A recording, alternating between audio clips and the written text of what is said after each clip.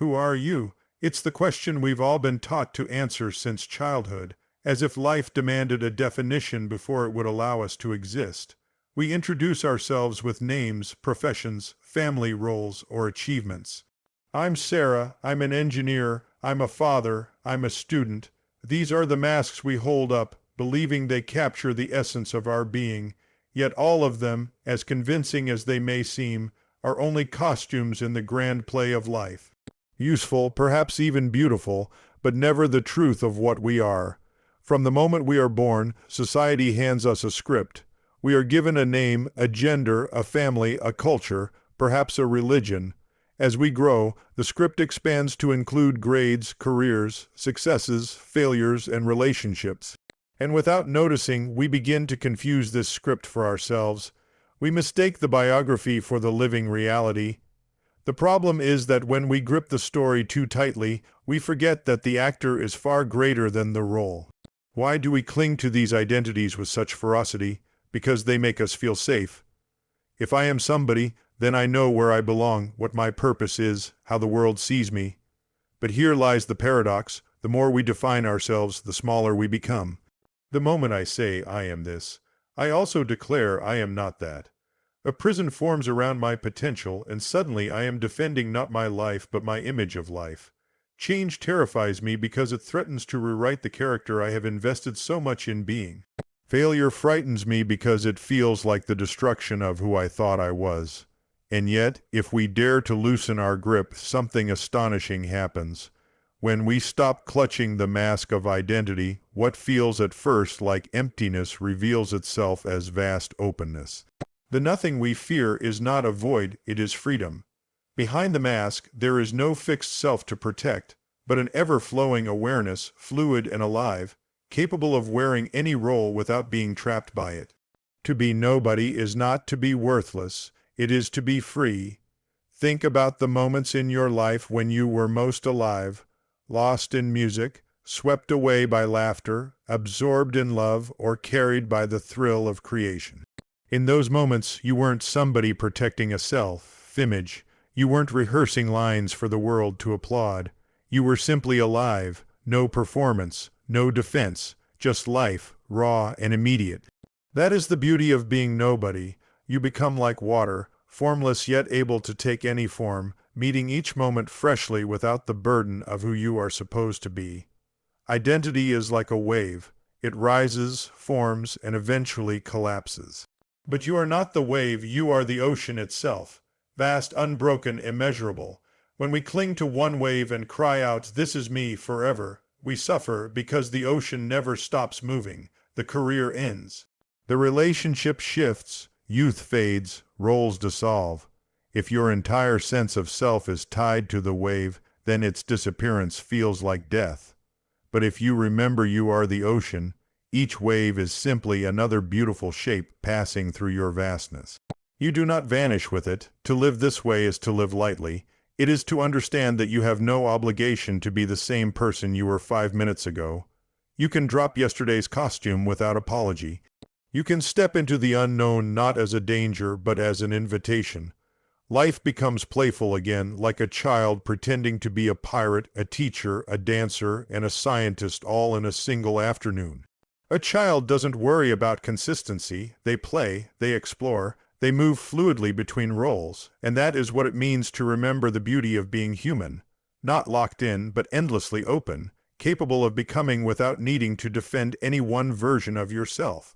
In this freedom, relationships deepen.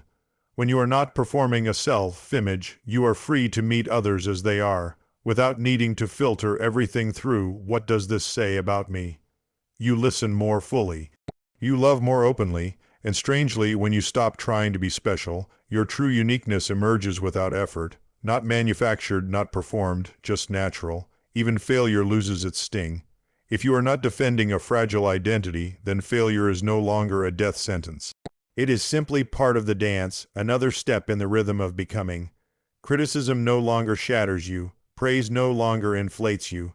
You become harder to control, harder to box in, harder to sell an image to. Not because you resist, but because you no longer need the box. To be nobody is not to drift aimlessly. It is to hold your desires and values gently without clinging to them as proof of who you are. You still dream, you still create, but you do so not to validate yourself, but because the act of living itself feels alive. Your motivation shifts from fear and approval to curiosity and love. And in this way, the beauty of being nobody is that you are free to be fully human. Not an image, not a role, not a reputation, but a living being participating in the unfolding mystery of existence. Like music, the purpose is not to rush to the end of the song, but to play, to dance, to feel each note as it passes. The mask may be useful at times, but when you learn to take it off, you discover the breath of life itself. Lighter, freer, more real.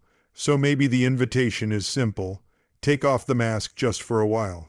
Stop introducing yourself as a resume of roles. Notice what happens when you meet life without rehearsed lines. Notice how much lighter you feel when there is nothing to defend, nothing to prove. For in the end, the freedom of being nobody is the freedom to be everything, the sky instead of the clouds, the ocean instead of the waves, the vastness instead of the mask. All our lives we've been taught to answer the question, who are you? As if that one sentence could possibly capture the fullness of a human being. We reply with names, professions, roles, or achievements. We tell people we are parents, students, doctors, artists, entrepreneurs. These responses feel true, but they are only fragments of truth, like shadows cast on the wall rather than the source of light itself. They are costumes we wear, necessary for moving through society, yet never the whole story. Think about how much of your identity has been chosen for you. You were given a name before you could speak. You were placed into a family before you could choose one. You inherited a culture, a gender, maybe a religion, and later in life, society began layering on expectations, grades, a career path, relationships, and accomplishments. Slowly, without noticing, you stitched these together into a narrative and began to call it me. You built a self out of the costumes given to you, and the world applauded because that is what it expects.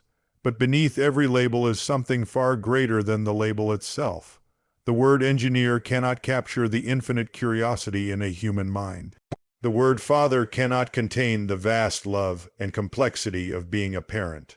The word student cannot hold the endless unfolding of awareness.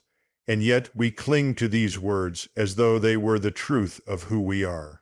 We decorate them, protect them, and even suffer for them. The tragedy is not that we wear costumes, but that we forget they are costumes. Like actors who begin to mistake themselves for the roles they play, we confuse the script with the essence. We introduce ourselves not as beings alive in this very moment, but as characters whose worth is tied to achievements, stories, and performances.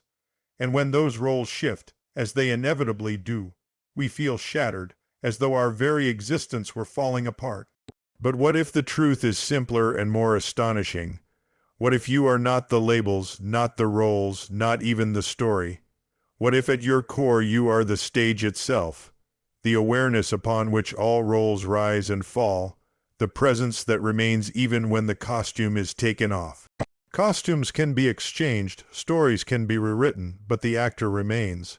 And when you see this clearly, you realize that you were never just the identity the world demanded of you.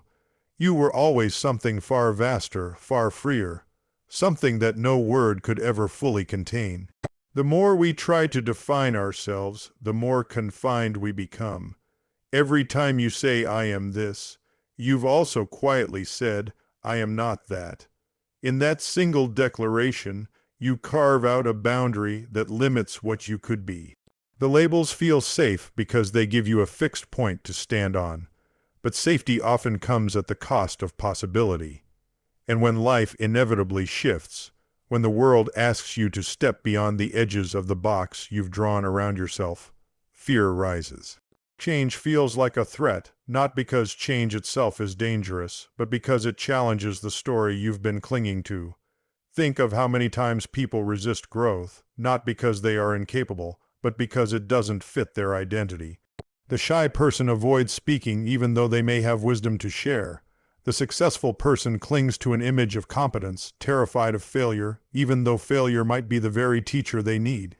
The devoted role becomes a prison. We mistake protecting our label for protecting our life, forgetting that the label was never the life at all. This is why identity feels so heavy. It binds us not only to who we think we are, but also to who we think we must never be. It whispers rules that suffocate possibility. People like me don't do that. Someone like me can't change now. If I fail, I'm no longer who I thought I was. It traps us in a constant state of defense, always justifying, always proving, always performing. And the weight of this is exhausting. Imagine carrying an image on your shoulders every day, polishing it so it shines for others, terrified of a single crack that might reveal something different beneath. That is the burden of clinging too tightly to identity. It makes you fragile because your worth is tied to an illusion. The more you grip it, the more you fear anything that might disturb it: criticism, failure, even unexpected opportunities. Yet beneath that fear is the truth. You were never the image you were defending. The story can change and you remain. The role can dissolve and life goes on. When you begin to see identity as a costume rather than a cage, change stops being something to fear. It becomes the very thing that sets you free. To be nobody is not to be empty, it is to be open. When the grip on identity loosens, when the need to be somebody dissolves, what arises is not a void but a vast spaciousness. In that space, you discover freedom, the kind of freedom that cannot be taken away by circumstance. You become like water, fluid, adaptable, able to take on any shape without ever losing your essence. A parent one moment, a friend the next, a creator, a learner, even a fool at times. And in all of it, there is no contradiction, only the endless flow of life moving through you. Think of the times when you felt most alive. They were not the moments you were busy guarding your image or carefully managing how others saw you. They were the moments when you forgot yourself entirely. When music carried you beyond self-consciousness, when laughter shook you free of worry, when love dissolved the boundaries between you and another, when creation absorbed you so fully that time itself disappeared. In those moments you weren't somebody, you were life itself, moving unburdened. That is the beauty of being nobody, the release from performance. When you no longer need to uphold a rigid self-image, you meet each experience freshly, without dragging the weight of your story into it. The present moment opens like a doorway, and you step into it unencumbered. Joy becomes easier because you are not protecting an identity. Sorrow becomes lighter because you are not attaching it to a permanent self. Even ordinary moments shimmer more brightly because you are finally there to experience them instead of rehearsing who you are supposed to be. This freedom is not about indifference. It is not the cold detachment of someone who has withdrawn from life. It is, in fact, the opposite. When you stop filtering every experience through "what does this say about me?" you become more open to connection, to love, to intimacy. You can listen without waiting to defend. You can give without fear of losing something. You can receive without the hesitation of pride. In being nobody, you discover the fullest way of being human. It is not less of life. It is more. Identity rises and falls like waves upon the ocean. Each role, each title, each label appears for a time, takes its shape, and eventually dissolves back into the vastness. One day you say, "I am successful." Another day you may whisper, "I am broken." At one stage you are a student, at another a parent, at another perhaps a wanderer.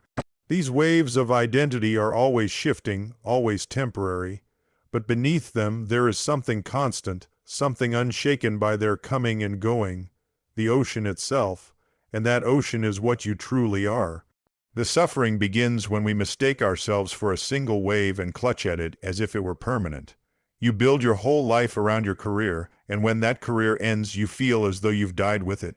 You define yourself through a relationship, and when it breaks, you feel shattered beyond repair. You build your worth upon youth and beauty, and as time weathers your body, you feel betrayed.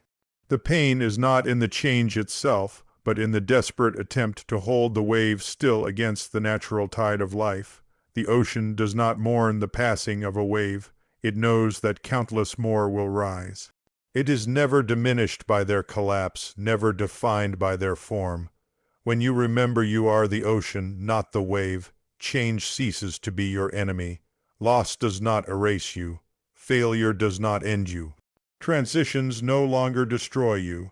You see them for what they are, temporary shapes moving across the surface of something infinite and vast. This perspective brings a strange and powerful peace. It allows you to walk through life with greater courage because you know that nothing essential can ever be taken from you. The roles may change, the masks may fall, the waves may break, but the ocean remains untouched. To live as the ocean is to accept the impermanence of all things without fear. It is to allow yourself to experience each wave fully, its rise, its beauty, its fall, while never forgetting the depth that cannot be moved. We live in a culture obsessed with achievement, where worth is measured by how much you do, how much you own, how much you are recognized.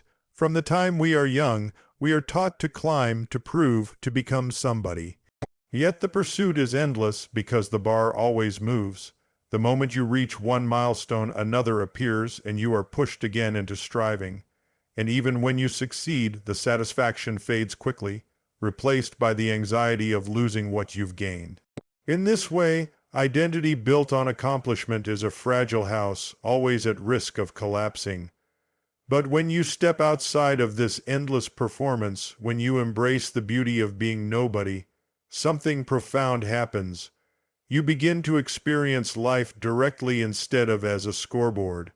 You are no longer trapped in the exhausting cycle of comparing yourself to others, no longer enslaved to the hunger of proving your value. You start to notice simple joys that were invisible while you were busy being somebody. The quiet of a morning, the kindness of a stranger, the taste of food, the touch of a breeze. All of it regains a richness that ambition had dulled.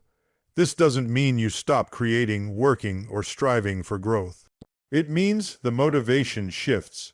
Instead of acting to protect an identity, you act out of curiosity, out of love, out of the natural impulse of life expressing itself through you.